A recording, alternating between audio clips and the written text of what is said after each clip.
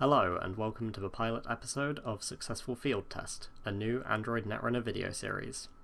I am Echo, and I love playing Netrunner. What I love, perhaps even more than playing Netrunner, is talking about Netrunner, and this video series is going to be a chance for me to combine those passions. Every week I'm going to be looking at a Netrunner deck.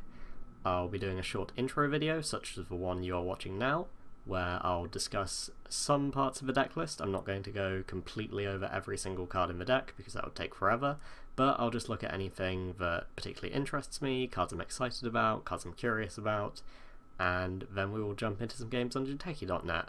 I'll be commentating, describing my thoughts during the games, and then at the end there'll be a short wrap up where I look back at anything that stood out during the games and talk about any cards I might want to change in the deck. So let's look at the deck for the first episode.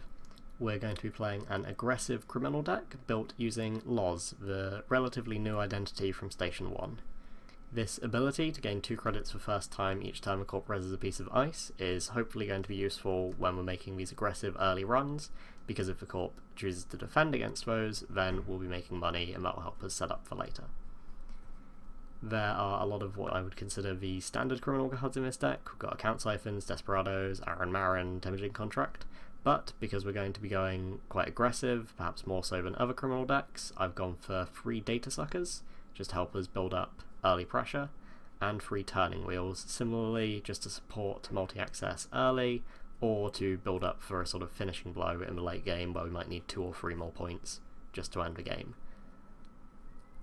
In addition to those, there are some cards in the deck which I would say are sort of influenced by the current meta. There's a lot of Scorpios Defense Systems Rig Shooter style decks on Jinteki.net at the moment, so I'm playing 2 of each type of Icebreaker, you can see here.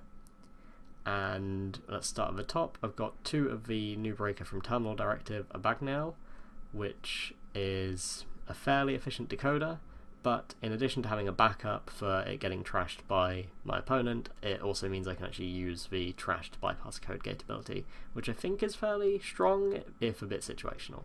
So that should be good. We're playing 1 Corroder as what I would call the main Fractor in the deck, but if we happen to draw the other one first, we might install it anyway, just to help us make those aggressive early runs.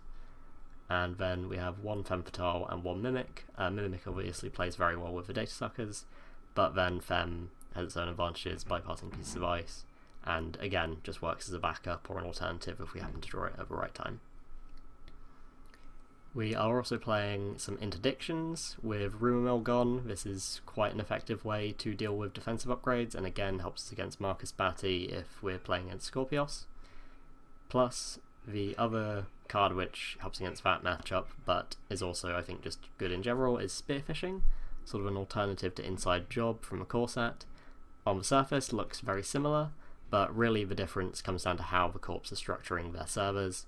With taxing ice on the outside and hard Ember runs on the inside, this card actually becomes a lot more useful, because a rich corp still can't keep you out of those 2 pieces of ice. You go through the taxing ice, pay the cost for whatever it might be, or in the case of Scorpios, often you go through a Destroyer, which doesn't matter if you don't have a rig, and then you can just hop over the ice on the inside, which would be the hard Ember run. So that's all I really want to talk about with the deck. Let's jump into some games.